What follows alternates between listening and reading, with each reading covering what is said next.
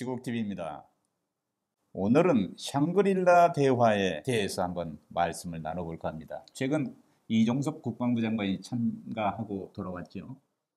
다시 샹그릴라 대화라는 것은 아시아 안보회의입니다. 샹그릴라 호텔에서 이루어지는 거기 때문에 이제 애칭이 샹그릴라 대화, 샹그릴라가 되는데, 싱가포르에 있는 그 자유우방 국가를 주축으로 하는 많은 나라들이 영국의 국제전략문제연구소 IISS라고 하는 것을 주관하는 건데, 오랫동안 되어왔고, 미국의 국방장관이 취임하면은 매년 요때 6월 초, 5월 말 이 시점에는 캘린더에다가 아예 아시아 방문을 집어넣어요. 그럴 정도로 붙박이가 된 그런 회의고, 우리나라에도 서울 안보대화가 있긴 한데 샹그릴라 대화하고 저는 경쟁을 하기 때문에 좀 떨어져서 10월 전후로 해서 국방 차관급 회담으로 이렇게 되는데, 거기는 이제 장관만 모이는 게 아니고 세계 안보 문제를 연구하는 전문가, 또 언론인, 전문가들이 한 자리에 모여서 공감대를 확인하고 원칙을 서로 공유하는 그런 자리매김을 하고 있습니다. 이 한미일 3국이 자꾸 만나야 되는데 그동안 그게 못했던 건 아쉬움이었어요. 그러니까 미국 국방장관이 가운데 끼지 않으면 이 회담 자체가 또 안 돼요. 그러게 우리 그 냉엄한 현실인데, 그럼에도 불구하고 이번 그 샹그릴라 대화에서 이종섭 국방장관이 군사 외교 역량이 빛났다. 이제 북한이 7차 핵실험 카드를 만지작거리고 있기 때문에 만약에 했을 경우에는 이런 너희들이 불이익을 받게 되고, B1B 랜서 죽음의 백제라고 하는 전략 폭격기 괌에 지금 4대나 와 있는데 이게 바로 한반도에 배치되고 2017년 6차 핵실험 당시와는 비교할 수 없을 정도의 북한이 압박을 받는 상황이 올 것이다라는 분명한 메시지를 이 싱가포르에서인 샹그릴라 대화를 통해서 전 세계에 확실하게 보여줬다. 그런 측면에서 상당히 성과가 있었던 전략적 소통 효과가 컸다라는 저는 자평을 해봅니다. 미사일 경보 훈련, 탄도미사일 탐지 추적 훈련을 정례화하겠다, 이렇게 협의를 했어요. 그러니까 실질적인 군사 조치를 뭐 다 공개는 안 했습니다만은 비밀 영역에 있는 것을 제외하고라도 큰 방향의 틀에서 만약에 북한이 7차 핵실험을 강행하는 오판을 할 경우에는 상상하지도 못한 수준의 군사적 압박을 자초할 수밖에 없다. 군사적뿐만 아니라 외교적 고립을 자초할 수밖에 없다라는 것을 이종섭 또 그리고 3국 국방장관의 그런 회담을 통해서 우리 국방장관이 주도해 나가면서 이 상황을 설명했다. 그리고 논의를 했다는 거에서 상당히 의미가 있다라고 봅니다. 근데 이번 회의를 통해서 나온 얘기입니다. 존 아킬리론 미국 인도태평양 사령관은 2차 대전 이후 가장 심각하고 위험한 국면을 우리가 맞고 있다, 이렇게 표현을 하면서 실질적으로 군사적으로 그런 텐션이 높은 것을 고백을 했어요. 이러다 보니 좀 걱정되는 바가 많아요. 그 한반도 상황도 한반도 상황이지만 대만 해협 얘기도 언급이 됐단 말이죠. 그러니까 만에 하나 대만 해협에 분쟁이 발생하면 걷잡을 수 없는 경랑 속으로 이 동북아가 휘말릴 가능성이 있는 겁니다.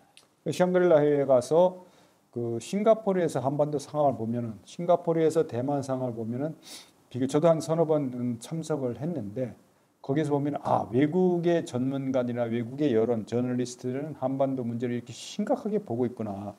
우리는 이 안에 있기 때문에 정치 과잉 현상에 파묻혀 가지고 이 메시지가 뭐 정보의 홍수로 인해 가지고 올바른 판단을 못 하고 있는데, 이른바 그 경제 안보라고 그러죠. 경제도 블록화가 돼서 상당히 힘들고 안보 질서나 안보 환경이 걷잡을 수 없는 상황으로 치달을 수 있는 일촉즉발의 상황이 됐음에도 불구하고 문제는 우리가 그걸 느끼지 못한다는 거죠.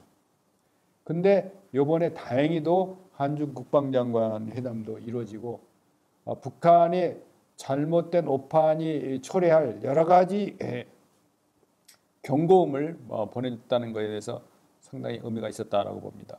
조만간 나토 정상회의가 마드리드에서 있을 겁니다. 여기에 우리 윤석열 대통령이 초청받아 참여를 하게 될 텐데, 조금 더 높은 수준에서 이런 안보 문제에 대해서 이제 대화가 이루어질 가능성이 있지 않습니까?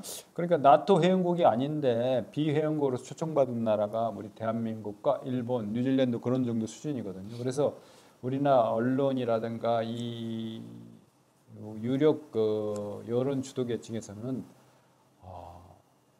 윤석열 대통령의 첫 외교 무대 진출, 나토 정상회담에 누가 가느냐, 뭐 영부인이 가느냐 안 하느냐 이런 논란보다는 우리 국익을 위해서 나토의 그 세계적인 국가들과 어떻게 안보를 더 공공히 할 것인가 이런 것을 좀 아젠다로 띄워야 되는데 너무 지역적인 문제로 우리의 인식의 혼란을 가중시키고 있는 것이 안타깝습니다. 한일 정상회담이 이루어질 수 있지 않겠냐 하는 전망도 있었으나 아직 뭐 그런 합의는 나오고 있지 않습니다만은 동북아가 모든 국가가 긴밀하게 협력하는 대화 채널이 복원되고 또 안보 문제에 관한 허심탄회하고 빈번한 커뮤니케이션이 이루어짐으로써 북핵 문제를 선방향으로 해결하는 데 실마리를 좀 잡았으면 좋겠습니다. 나토 정상회담은 아무래도 우크라이나와 러시아의 전쟁 사태가 예상외로 장기화가 되고 불과